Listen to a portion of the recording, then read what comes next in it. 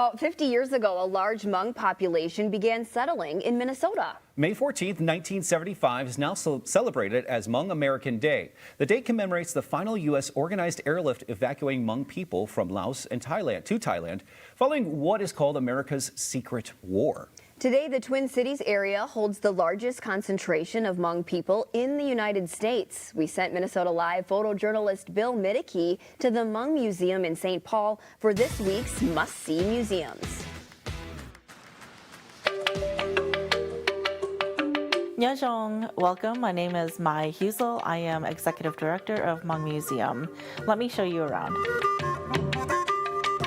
The Hmong Museum started in 2015 by a group of community members who were seeing that there was Hmong language and culture that was disappearing. And we wanted to preserve our culture and language for future generations. And so that's how we started. The Hmong people have been in the United States for over 50 years, so having a museum in place would help us to capture our history, our culture, and share it with future generations.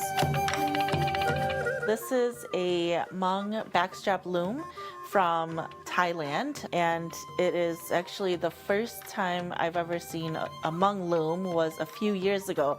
So it's very unique, and it's really important that we have it here to show people what it looks like and how it works. What's on the loom is hemp. So hemp is a really important material for the Hmong culture. It's used in different kinds of rituals. It's used for birth. It's used for death.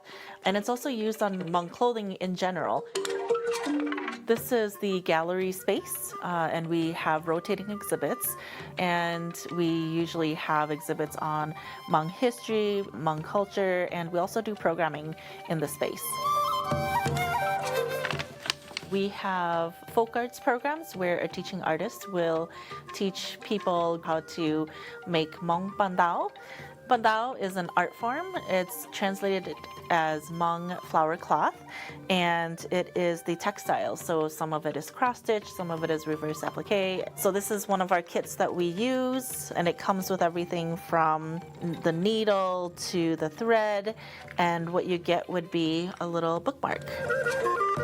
This is a story cloth. It is in our collection, and story cloths were developed in the refugee camps and made by Hmong men and women.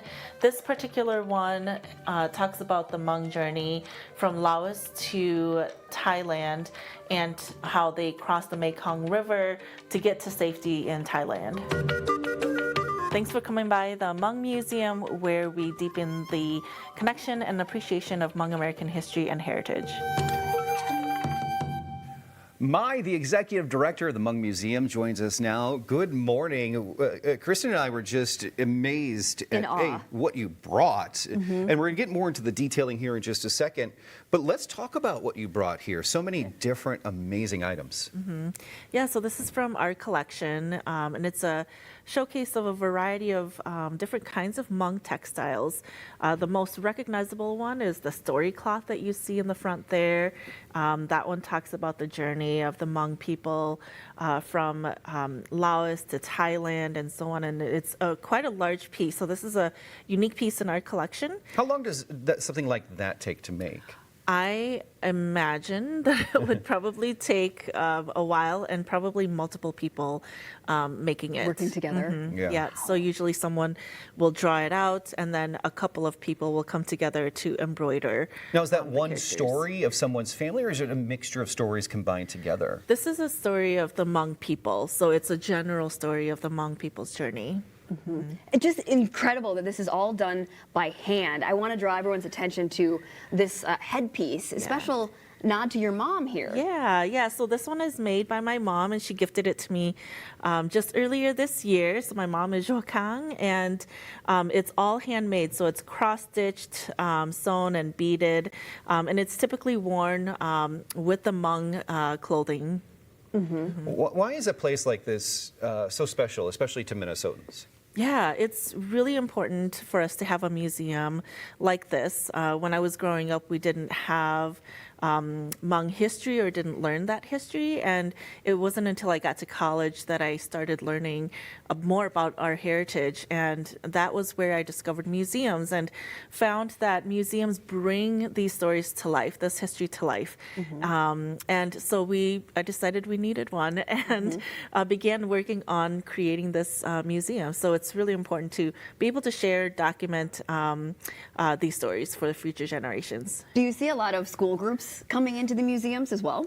Yeah. So this last year, I mean, we've seen multiple school groups come through. We're in a really little gallery space at Hmong Village, so we can't host a lot of people, but we have hosted like 120 kids one time, and made it work. And so it's nice for them to be able to see the museum gallery and then to also visit the Hmong Village Mall and get that immersive experience. Let's talk about the amazing day tomorrow. It's celebrating the history, the culture. What is so special about tomorrow? Yeah, tomorrow is special. It's a day to remember a time when the Hmong people had to leave their country, their homes. And so it's, for us, it's kind of marking the end of the America's Secret War and when people started leaving their homes for unknown places, right? So they've never been outside of their villages for some people. The detail Such a is turbulent just time. Crazy amazing on all of these. Even something that is rounded, I would be like, there's got to be something. There's got to be something curved or whatever. But the detail, is this something obviously taught through generations and generations of family? So it's really passed down quite amazingly. Oh, yeah, absolutely. A lot of Hmong arts, Hmong folk arts, is passed down from, parents and aunts and uncles to the next generation orally. So none of this is usually written. And so you sit down with your mother, your grandmother. I sat down with my mother to learn how to cross stitch. And then they slowly show you and help you fix your mistakes. And to get to something like this level, I mean, this has got to be an advanced, really someone who's really done it for a long time. Yeah. Give us an understanding in Hmong culture how marriages typically work and joining the husband's tribe, and would the woman then wear his type of clothing traditionally? So it depends, on each of the families, but traditionally.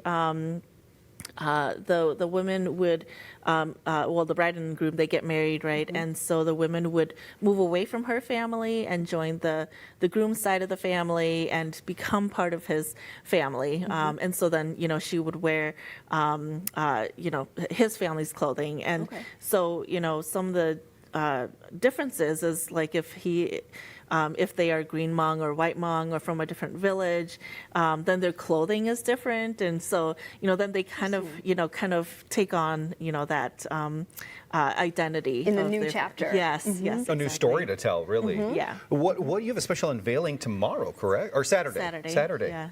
What's the unveiling? Yeah, so we have been working on collecting stories over the last year to commemorate 50 years of Hmong people being in the United States. And these stories, we're calling it a story map.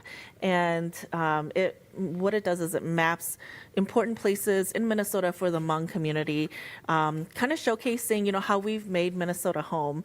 And so this Saturday, we're going to be at the Hmong American Farmers Association farm, one of the sites that's on our map. And people will be able to tour the farm, learn about the farm, and then also all the other sites that we've interviewed.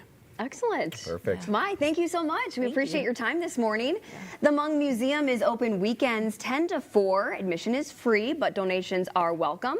For more information, just head on over to our website. It's minnesotalive.com.